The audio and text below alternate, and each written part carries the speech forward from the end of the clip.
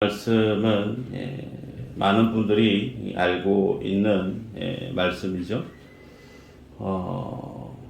동기 목사님들과 그리고 친하게 지내시는 분들에게 선한 사마리아인 이 비유의 말씀에 대한 결론을 제가 물었을 때 많은 분들이 공통된 답이 뭐였느냐면 나도 선한 이웃으로 살아야 되겠다. 그렇게 결론을 맺고 그렇게 성경의 말씀을 해석하는 것이 맞는 해석이다라고들 얘기하는 분들을 많이 만났습니다. 아마 이 자리에 있는 여러분들도 예수님이 말씀하신 선한 사마리아인 비유의 말씀의 결론을 나도 선한 사마리아인처럼 그렇게 착한 이웃이 되고 착한 사람이 되어져서 하나님이 인정하시는 사람이 되어야 되겠다. 그런 어떤 마음으로 이 말씀을 이해하고 받아들였었는지 모르겠습니다. 자, 그러나 결론적으로 말씀을 드리면 이 말씀은 그렇게 단순히 내가 선한 사마리아인과 같은 좋은 이웃이 되어야 되겠다 라고 결론 지을 수가 없는 말씀입니다. 왜 그런가? 이 말씀의 동기가 왜 주님이 이 말씀을 하셨느냐면 한 율법사가, 율법교사가 예수님께 나와왔고 예수님께 던졌던 질문의 관점이 어떻게 하면 영생을 얻을 수 있습니까? 라고 질문을 던졌습니다.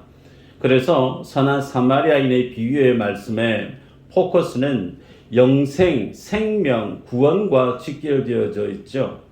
때문에 내가 선한 사마리아인처럼 그렇게 살아야 되겠다. 그 말의 의미를 그대로 우리가 인정하게 되어지면 무슨 결론에 다다르게 되어지느냐면 내가 선한 사마리아인과 같은 그런 착한 사람이 되어지면 뭐가 된다는 거예요? 내가 구원을 얻게 되어진다.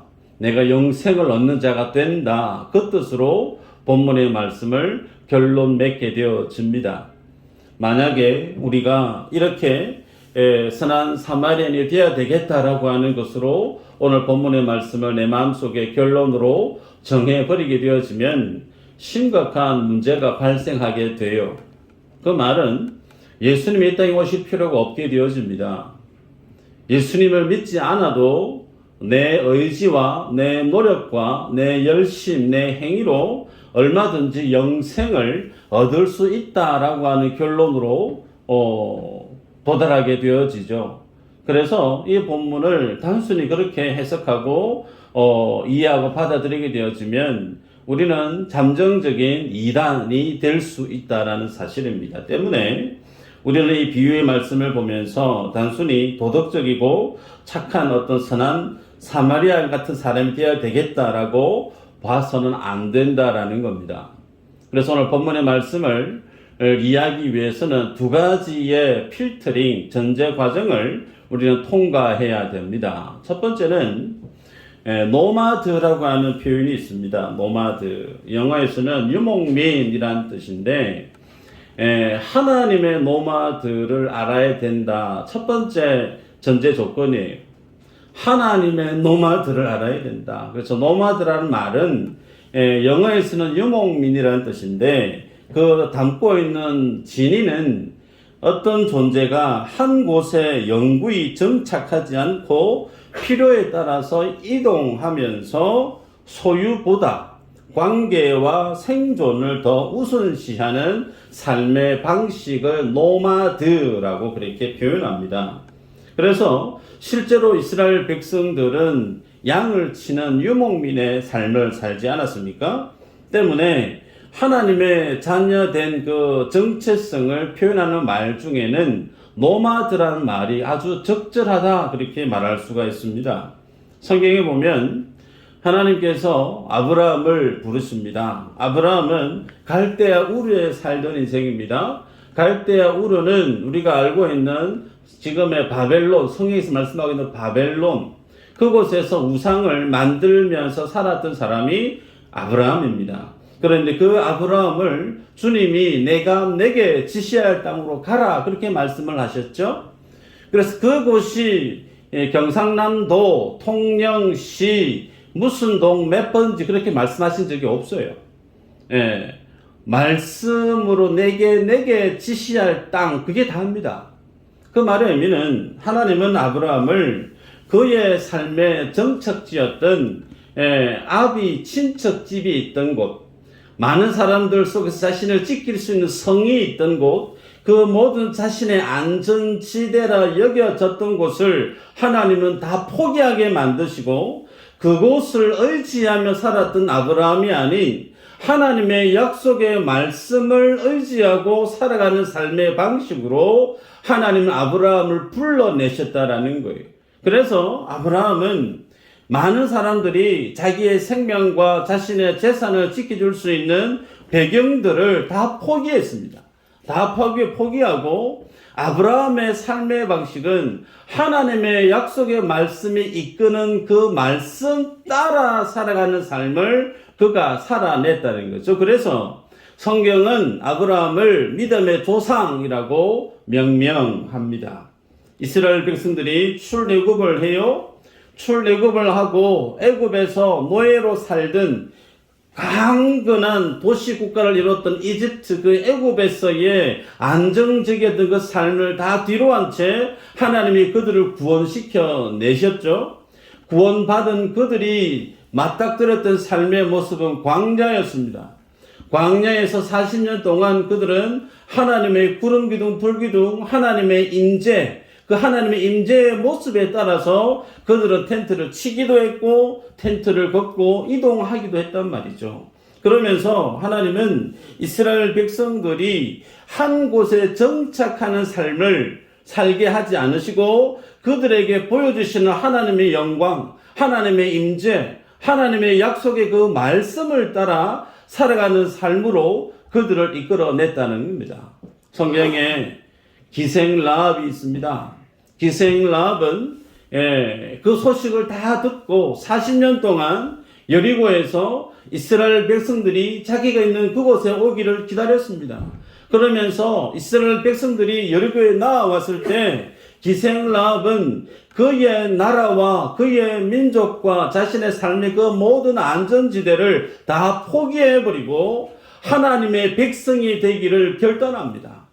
그래서 하나님의 자녀, 하나님의 백성이 되기 위해서 자신의 그 모든 기득권에 자신을 지켜주었던 그 성과 나라와 민족을 다 포기하고 하나님의 백성으로 나아갔죠. 결국에는 그가 예수 그리스도 이 땅에 오시게 되어지는 주님의 구원의 길을 만들어내는 계보에 그의 이름이 등재되어지는 영광을 누리게 되지 않습니까?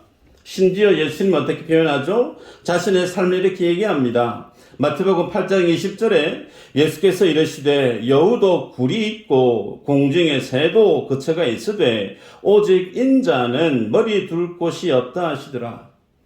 천지 만물을 창조하신 예수님조차도 이 땅에 성육신으로 오셨을 때 30평, 50평짜리 아파트 한 채 장만하신 적이 없습니다.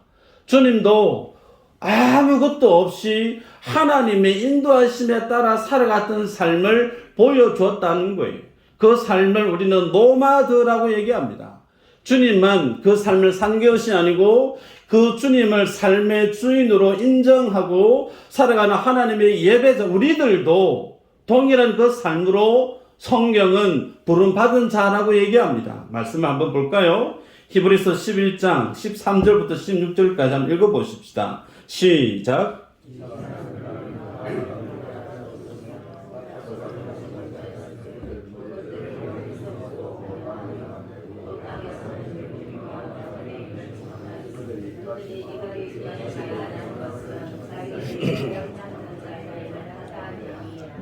그들이 나온 바 본향을 생각하였더라면 돌아갈 기회가 있었으니와 그들이 이제는 더 나은 본향을 사모하니 곧 하늘에 있는 것이라. 이러므로 하나님이 그들의 하나님이라 일컬음 받으심을 부끄러워하지 아니하시고 그들을 위하여 한 성을 예비하셨느니라. 아멘. 여러분, 성경도 하나님도 예수 그리스도를 믿는 우리들을 어떤 존재로 우리의 정체성을 설명하시느냐면 나그네와 같다. 너희들은 나그네와 같고 외국인과 같고 본향을 찾아가야 되는 순례자와 같다. 그래서 이미 성도는 어떤 존재냐면 우리가 태어난 이 땅에서 정착하고 뿌리 내리고 오래오래 잘 살기 위해서 부단히 나의 안전지대, 나의 성을 쌓아가며 살아가는 존재가 아니라 주님이 나를 위해 예비한 한 성, 하나님의 나라, 그 천국을 바라보게 하시고 그 천국을 바라봄으로 주님만을 의지하고 그 주님의 말씀을 따라 살아가는 삶의 방식으로 하나님 우리를 불러내셨다라는 겁니다. 그래서 그들이 누군가 에클레시아라고 얘기합니다. 에클레시아, 교회란 말이죠. 여러분, 세상에 많은 사람들은 이 땅에서의 삶의 목표를, 삶의 목적을 어디에 두고 살아가느냐면 할 수만 있으면 내가 이 땅에 쫙 달라붙어서 많은 사람들이 부러워할 만한 것들을 많이 누리고 어느 누구도 나를 무시하지 못할 정도로 많은 사람들이 부러워할 만한 삶의 모습들로 많은 것을 가지고 누리고 쌓고 이 땅에서 오래도록 살기를 갈망하며 살아갑니다. 그 모습이 세상의 모습이에요.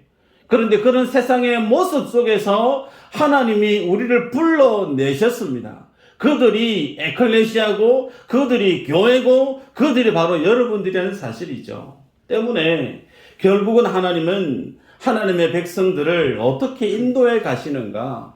내가 예수님을 믿고 몸된 교회 안에서 신앙생활을 하면서 한 생을 주님과 함께 살아가는 이 삶의 여정 속에 하나님이 우리의 삶을 어떻게 인도해 가기를 원하시는가? 하나님은 우리의 삶을 무너뜨리시는 분이시라는 겁니다. 그 하나님이 우리의 삶을 무너뜨리는 것은 어떤 것을 무너뜨리느냐? 세상의 것이에요. 하나님을 내 삶의 안전지대로, 유일한 삶의 안전지대로 붙드는 것이 아닌 하나님 외에 또 다른 나의 안전지대로 붙드는 것들을 주님은 하나씩 하나씩 다 내려놓게 만드신다는 겁니다.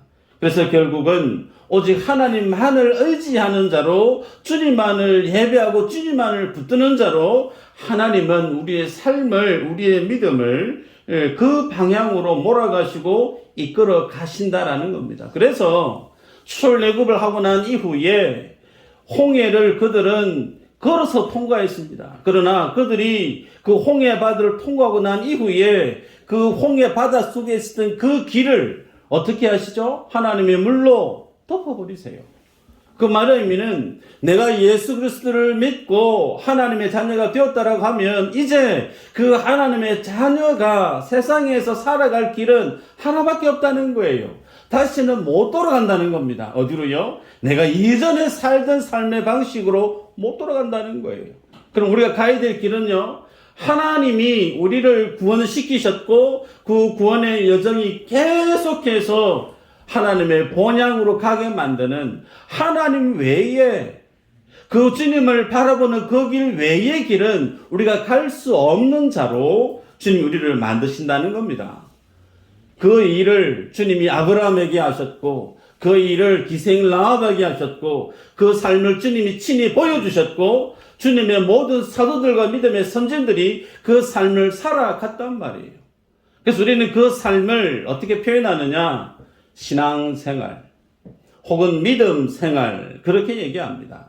때문에 우리가 내 삶의 안전지대를 내려놓고 내가 내 삶을 안전하게 지켜쳤던 그 모든 것들을 포기하고 주님이 나의 안전지대가 되고 주님이 내 삶의 이유가 되고 주님이 내 삶의 목적이 되어지는 인생들은 그 주님을 따라가는 삶의 방식으로 살아간다는 겁니다. 그것이 하나님의 노마드라고 하는 표현이에요. 여러분, 그러면 이 하나님의 노마드를 향해서 날마다 걸어가는 인생이 직면하게 되어지는 삶의 내용들은 어떤 것인가? 철저하게 하나님에 의해서 우리의 삶이 다스림이 있고 하나님에 의해서 우리의 삶이 매일매일 주님께로 나아가게 되어지는 그 삶의 현실은 날마다 자기 자신을 부인하는 삶으로 드러난다는 겁니다.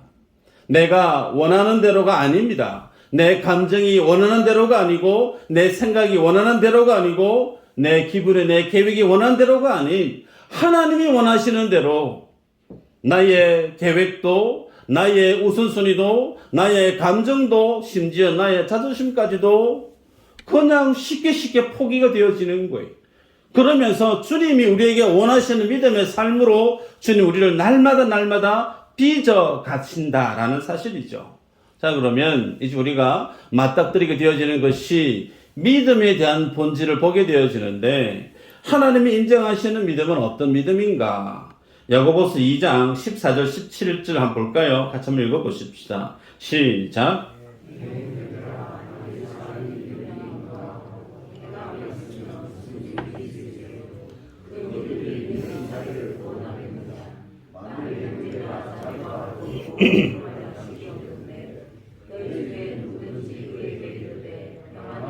덥게 하라, 배부르게 하라 하며 그 몸에 쓸 것을 주지 아니하면 무슨 유익이 있으리요? 이와 같이 행함이 없는 믿음은 그 자체가 죽은 것이라. 아멘. 자, 질문입니다. 어떤 믿음이 진짜 믿음이에요? 야고보 사도가 얘기하는 믿음은 행함이 있는 믿음. 그죠? 그래서 이 행함이 있는 믿음을 볼 때, 그렇지, 이 말씀을 보면서 살아있는 믿음, 하나님이 인정하시는 믿음은 행동하는 믿음이다. 그래서 나도 열심히 주님이 인정하는 그 믿음을 내가 나타내 보이기 위해서 내 행동을 열심히 말씀해 준하도록 내가 열심히 행동하고 순종해야 되겠다. 아마 그렇게들 우리가 이 말씀을 이해하실 겁니다. 여러분, 그런데 여기에서 우리가 간과하는 것이 있는데, 그게 뭐냐면 하나님이 인정하시는 믿음은 행동하는 믿음이 아닙니다. 야고보 사도가 지금 믿음에 대해서 참된 믿음을 강조할 때 그 참된 믿음은 행동하는 믿음만을 뜻하는 것이 아니에요. 무슨 말인가? 여러분, 우리가 예수님을 믿는다 얘기하면서 행함을 강조하다 보면 그 행함 속에 하나님의 뜻은 온데간데 없이 나의 열심으로만, 나의 의지로만 행동하는 자신을 발견할 때가 있습니다. 아니라는 거예요. 말씀 한번 볼까요? 야고보서 3장 16절에서 18절입니다. 같이 한번 읽어보십시다. 시작. 시기와 다툼이 있는 곳에는 혼란과 모든 악한 일이 있음이라. 오직 위로부터 난 지혜는 첫째 성결하고, 다음에 화평하고 관용하고 양순하며 긍휼과 선한 열매가 가득하고 편견과 거짓이 없나니, 화평하게 하는 자들은 화평으로 심어 의의 열매를 거두느니라.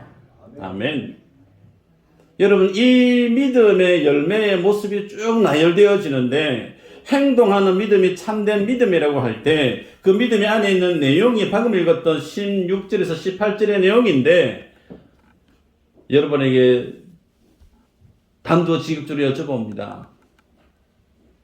나는 성결한가?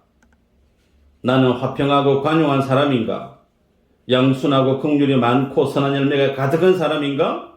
편견과 거짓이 없는 사람인가? 화평하게 하는 화평의 의의 열매를 거두는 사람이 맞는가? 이 가운데 나는 여기에 해당된다. 손 들어볼래요? 우리 중에 아무도 여기 해당되어지는 분이 한 사람도 없어요. 그럼 여기서 말씀하고 있는 화평하게 하는 사람, 시기와 다툼이 없는 사람, 선한 열매가 가득한 사람, 의의 열매가 가득한 사람, 그 사람이 누구죠? 예수 그리스도세요.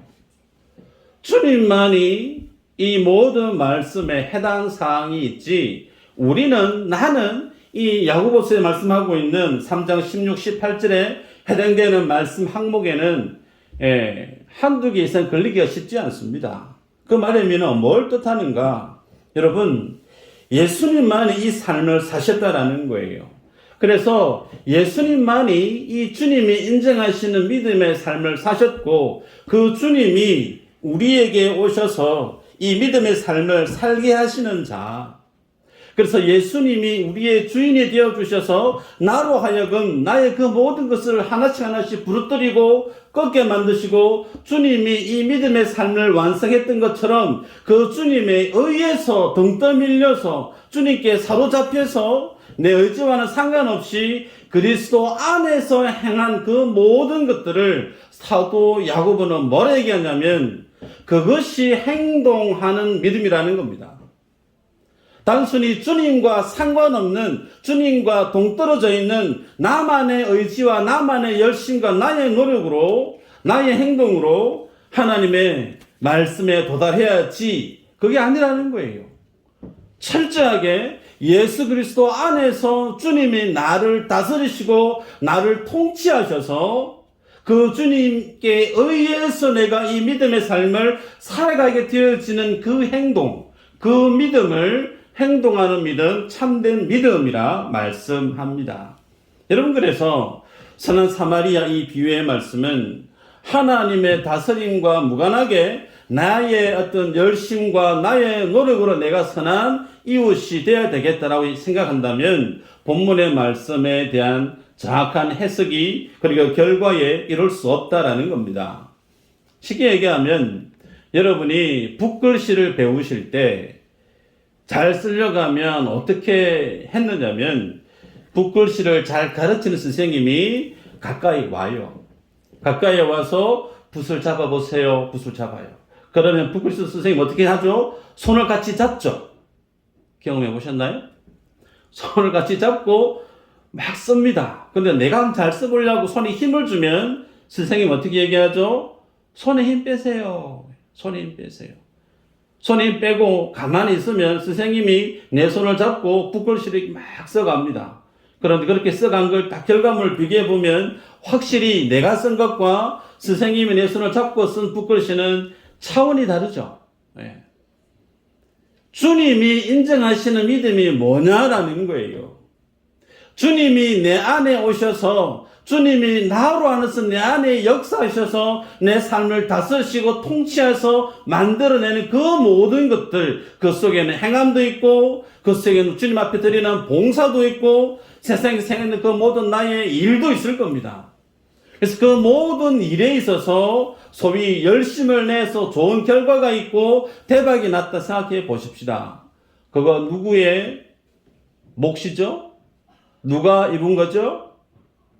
내 손을 잡고 나는 손 힘 든 게 아무것도 없는데 힘 다 빼고 가만히 있었는데 내 손을 잡고 써가셨던 하나님께 그 모든 몫이 있다는 겁니다. 그래서 하나님이 인정하시는 믿음은 그 모든 것이 내 안에서 성령 안에서 주님이 내 안에서 행한 것을 소위 행동하는 믿음, 참된 믿음이다. 그렇게 얘기하는 거예요. 그러기에 주님이 내 안에서 이루신 그 모든 것들에 대해서 그것이 대박이 나든 잘 되었든지 간에 그 사실을 두고 내 어깨에 힘이 들어갈 리는 전무하다라는 겁니다. 그것으로 교만해질 수가 없다라는 거예요. 내가 열심히 해서 내가 잘해서 잘 되었다. 그것은 교회 밖에 세상 사람들이 살아가는 삶의 방식입니다. 그러나 하나님의 노마드 안에 붙들려 살아가는 사람은 그 모든 결과물의 주인이 누구냐? 하나님이 내 안에 하게 하신 일이라니까요. 그래서 그 모든 일의 자랑은 나의 자랑이 일도 있을 수가 없고 그 모든 것들은 내 손을 잡고 친히 써가셨던 하나님께 모든 영광이 주님께 있다라는 겁니다. 자, 그런 관점에서 오늘 우리는 이 말씀을 볼 필요가 있다라는 거예요. 25절 보면 어떤 율법 교사가 일어나 예수를 시험하여 이르되 선생님 내가 무엇을 하여야 영생을 얻으리까? 라고 묻습니다. 율법 교사가 주님께 온 목적, 첫 번째는 영생의 문제를 들고 왔고 어떻게 하면 영생을 얻을 수 있을까라고 질문을 던집니다. 그런데 성경에는 기록하고 있죠. 이 율법사의 의도가 예수님을 시험하기 위함이다. 그렇게 밝히고 있습니다. 그 말의 의미는 율법사는 예수님께 영생의 문제, 구원의 문제를 들고 왔지만, 그리고 그것을 질문을 던지지만, 율법 교사는 이미 어떻게 하면 영생을 얻는지에 대한 해답을 자기 스스로 가지고 있다는 거예요. 가지고 있고 그것에 대해서 예수님이 옳게 얘기하나 혹은 틀리게 얘기하나 예수님을 시험하기 위해서 이 질문을 하고 있다라는 거죠. 그런데 그 주님이 율법 교사의 그 마음을 주님이 다 꿰뚫어 보시죠. 다 아십니다. 그래서 질문에 대한 질문으로 또다시 묻죠. 그러면 율법에서는 뭐라고 기록되어 있고 네가 어떻게 읽느냐라고 묻죠. 그때 율법 교사가 율법에서에 대한 내용은 당연히 본인의 전공 분야죠. 율법 교사니까 훤합니다. 정답을 얘기해요. 27절에 내 마음을 다하며 목숨을 다하며 힘을 다하며 뜻을 다하여 주 너희 하나님을 사랑하고 또 내 이웃을 내 자신같이 사랑하라 하셨나이다. 아주 100점 만점을 얘기했단 말이죠. 자, 그랬더니 예수님 하시는 말씀이 네 대답이 옳도다. 이를 행하라. 그러면 살리라 하시니 그렇게 말씀합니다. 이 말씀만 보면 네가 알고 있는 그대로 네가 행하면 네가 영생을 얻을 수 있다라고 주님이 영생 얻는 길을 방법을 이 율법사에게 말씀하시는 것처럼 보입니다. 그러나 주님의 이 말씀 네가 아는 그대로 행해라. 그러면 네가 살리라. 이 말씀 안에는 주님이 숨겨놓은 대단한 반전의 의미가 있음을 이 사람은 알지 못합니다. 그래서 이 율법사가 다시 질문을 던지죠. 29절에 그 사람이 자기를 옳게 보이려고 예수께 여짜오되 그러면 내 이웃이 누구니까? 주님이 물었던 질문에 이 사람은 두 가지를 답을 했어요. 첫 번째는 하나님을 마음과 목숨과 힘과 뜻을 다해서 하나님을 사랑하는 것, 그리고 내 이웃을 내 몸처럼 사랑하는 것, 두 가지였는데 질문에 29절에 보면 그러면 내 이웃이 누굽니까? 이 말 안에는 적어도 나는 하나님을 열심히 사랑하고 있다라는 거예요. 하나님이 인정하시는 수준만큼 소위 내가 구원에 영생에 이를 정도로 하나님을 나는 그렇게 사랑하고 있다라는 거죠. 그런데 하나 이웃에 대한 사랑에 대해서는 본인이 조금 애매했던 것 같아요. 그래서 내 이웃이 누굽니까? 라고 묻죠. 자, 그러면 이 질문에는 이웃이 누군지만 좀 알려주면 내가 그 이웃을 열심히 사랑해서 뭐 하겠다는 거예요? 구원 얻겠다라는 거예요. 내가 열심히 해서 내가 하나님 사랑하는 것만큼 내게 이웃을 정해주시면 내가 먼 일이 있어도 그 이웃 사랑해서 내가 영생, 내가 얻고 말겠다. 그럴 수 있는 능력이 내게 있다. 라는 것을 얘기하고 있는 사람이 이 율법사의 태도입니다. 여러분, 이 말씀 속에, 이 주고받는 대화 속에 예수님의 의도가 뭘까요? 예수님은 네가 자신을 옳게 보이려고 시험에서 내게 나와왔는데 그러면서 너는 마음을 다하고 목숨을 다하고 뜻을 다하고 힘을 다해서 너는 스스로 그 하나님의 말씀의 그 율법을 잘 지킨다고 얘기나 할지 모르나 너는 그 율법 못 지킨다. 더 나아가 너는 그 율법 앞에서 100% 죄인임을 드러나 있는데 니 왜 그걸 모르니? 율법을 다 지킬 수 있으면 예수님 밑에 오실 필요가 없는 거예요. 나의 노력과 나의 열심으로 하나님께 도달해서 구원을 이룰 수 있는 세상 종교에서 얘기하는 자기의 어떤 노력으로 공덕으로 영생에 이르는, 그래서 하나님이 말씀하고 있는 믿음과 은혜로 구원하는 것과 정면으로 대치되죠. 그런데 이 율법 교사는 얼마든지 내게 있는 능력으로 열심으로 내가 하나님도 사랑할 수 있고 이웃도 사랑할 수 있으니 그 길만 알려주면 내 힘으로 하나님의 은혜나 하나님의 긍휼과 무관하게 내 열심으로 내가 구원 얻을 수 있습니다. 좀 알려주세요. 자, 여러분, 이 율법 교사가 간과하고 있는 이 부분을 주님이 덜쳐내기 위해서 이제 비유로 말씀하십니다. 한 사람이 예루살렘에서 여리고로 가다가 강도를 만납니다. 강도 만나서 가지고 있었던 그 모든 걸 다 뺏기고 옷도 다 벗겨지고 거진 죽은 상태가 되어졌습니다. 그런데 그 모든 강도 만나는 그 사람이 있는데 마침 그 옆으로 제사장이 한 사람 지나가요. 그런데 아무런 조치를 취하지 않습니다. 다음 레위인도 강도 맞는 사람을 보는데 똑같이 아무런 조치를 취하지 않고 그냥 지나갑니다. 그런데 어떤 사마리아 사람이 여행하는 중에 강도 맞는 사람을 보고 불쌍히 여깁니다. 그래서 34절에 가까이 가서 기름과 포도주를 그 상처에 붓고 싸매고 자기 짐승에 태워 주막에 데리고 가서 돌보아 주니라. 그러면서 주막 주인에게 2데나리온을 줍니다. 그러면서 열심히 돌봐줄 것을 부탁하고 만약에 돈이 좀 더 부족하면 내가 갔다가 돌아올 때 그 모든 경비 내가 다 지불하겠으니 잘 돌봐주세요.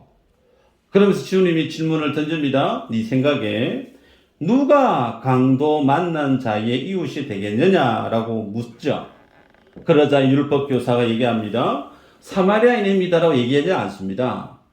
유대인과 사마리아인은 상극입니다. 유대인이 볼 때 사마리아인은 개 취급을 했던, 그래서 그 땅은 부정한 땅, 더러운 땅, 불결한 땅, 그래서 삥 둘러서 하나님의 선민 백성인 나는 부정한 땅, 부정한 어떤 개와 같은 사람과 전혀 교제할 수 없어. 나의 거룩을 포기할 수 없어. 그래서 사마리아인들은 절대 상종하지 아니했던 그를 주님이 선한 사마리아인으로 지금 설정하고 있는데 사마리아인입니다라고 말은 못하겠고 그냥 자비를 베푼 자입니다라고 그렇게 설명을 해요.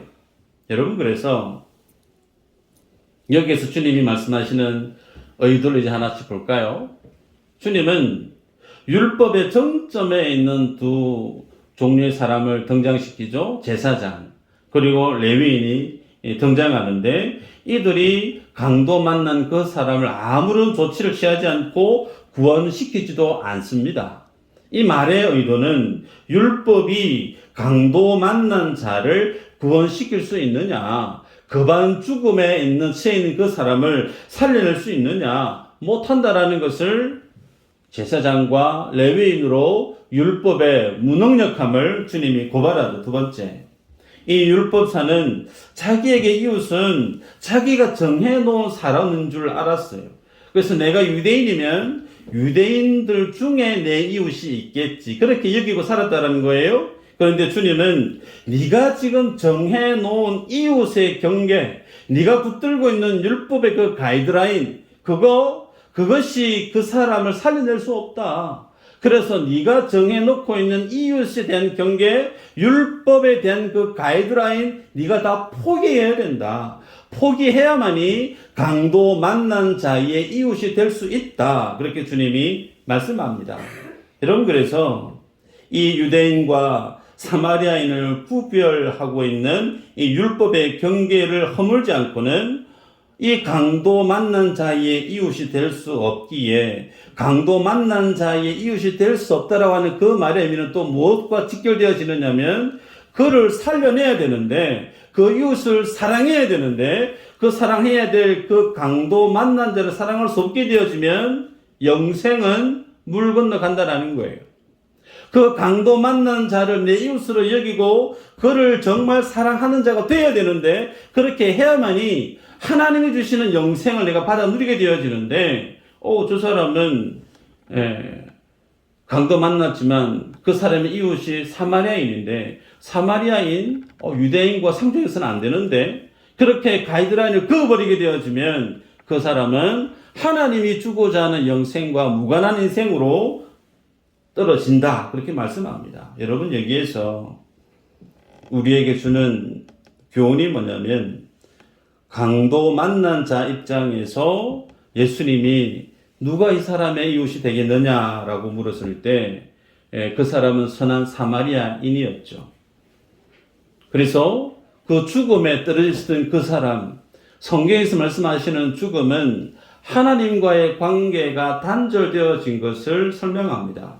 때문에 하나님과 관계가 단절되어진 그 사람은 죽음의 자리에 있는 인생, 쉽게 얘기하면 사단과 마귀에 의해서 죄에 빠져 하나님을 잃어버린, 하나님이 가지셨던 그 영생, 하나님의 형상을 잃어버린 거진 죽음의 자리에 있는 이들이 누구냐? 바로 니다라는 거예요. 그리고 네가 지금 강도 만난 자의 이웃과 똑같은 처지에 있는데 그런 너를 살려낼 자가 누구냐? 정말 상종하지 않는 사마리아인이지만 그 사마리아인을 네가 이웃으로 인정해야만이 그 사람의 도움을 받아서 네가 구원을 얻을 수 있다. 그러면 이 사마리아인은 또 누구냐? 예수 그리스도를 표현하고 있다는 사실이에요. 말씀을 했습니다. 여러분, 오늘 본문에서 예수 그리스도로 표현되어지는 선한 사마리아인, 그 선한 사마리아인을 유대인들은 죽여야 될 인물로 바라보고 있죠. 그러나 그 선한 사마리아인 대신 예수 그리스도, 그 주님의 자비를 받아야만이 영생을 얻는다라고 주님이 말씀을 합니다. 때문에 그 주님을 받아들이려고 하면 무엇을 허물어야 되느냐? 사마리아인은 나와 상종해서는 안 되라고 하는 율법의 경계, 이걸 허물지 않고는 예수님을 나의 주로, 나의 이웃으로 그분이 주시는 자비를 받아 누릴 수 없다는 거예요. 이 내용이 오늘 우리가 어떻게 적용되어지느냐면, 주님이 우리에게 주시는 그 영생, 구원, 이 은혜는 내가 설정해 놓은 저 사람은 내하고 친한 사람이야. 저 사람은 내하고 가깝게 지내도 되는 사람이고, 저 사람은 내하고 별로 안 좋은 사람이니까 라인을 딱 그어서 적당한 거리를 둬야 될 사람이야. 나의 삶의 안전지대는 이 정도 가이드라인이 있고 이 범주 안에서 나는 하나님을 예배하고 살아야 돼. 이게 소위 허물어야 될 나의 노마드라는 거예요. 하나님의 노마드는 내가 설정해 놓은, 내가 원하는 모든 사람과 삶의 방식을 다 깨부숩니다. 모든 사람들에게 내가 그들이 원하는 이웃이 되어지는 인생, 그가 어떤 삶을 경험하게 되어지느냐, 구원받은 영생을 지닌 자로서의 삶을 살게 된다는 거예요. 여러분, 그래서 이 삶을 살아가게 하기 위해서 주님은 성령을 보내셨고, 그 하나님의 인도하심 속에서 믿음의 선배들은 하나같이 예수 그리스도를 바라보고 그 주님이 주시는 그 모든 영혼들을 위해서 자신의 삶을 불태웠습니다. 오늘 내가 2026년을 주님 앞에 살아갈 때 우리들은 어떤 삶을 살아가고 있는가? 내가 원하는 사람들만 사랑하고 있는 건 아닌가? 내하고는 결이 좀 다르고 내하고는 조금 분위기가 다르고 생각이 다르면 뭔가 가까이 하고 싶지 않고 라인을 그어서 멀리하고 싶고, 여러분, 그것은 율법사가 주님 앞에 살고 있었던 삶의 모습이에요. 영생을 지닌 자의 모습이 아니란 말입니다. 나의 안전지대, 나의 가이드라인, 그거 다 허물어버리라는 거예요. 허물어버리고 그 모든 사람들을 지금 우리에게 허락해 주실 때 그들에게 누가 나의 이웃입니까가 아니고 내가 누구의 이웃이 되어져야 됩니까? 라고 물으셔야 된다는 거예요. 어느 누구든 나는 그들의 이웃이 되어질 수 있는 자, 그가 누구예요? 영생을, 구원을 지닌 하나님의 백성이라는 겁니다. 미수제일교회 안에 수백 명 모이는 교회도 아니에요. 그죠? 얼마 안 되는 모임이에요. 사이즈입니다. 이런 우리 안에서 제 눈에도 보입니다. 라인이, 그룹이 보여요. 이거 허물어야 될 우리의 벽입니다. 내 이웃이 누굽니까? 가 아니에요. 내가 누구의 이웃이 되어져야 됩니까? 모든 사람들 다. 모든 사람들 다. 주님이 우리를 이 진리로 오늘 우리에게 말씀하십니다. 이 말씀 앞에 자신의 삶의 모습을 점검하시고 구원받은 하나님의 자녀답게 믿음의 지경을 넓혀가는 여러분 다 되시기를 주의 이름으로 축복합니다. 기도합니다.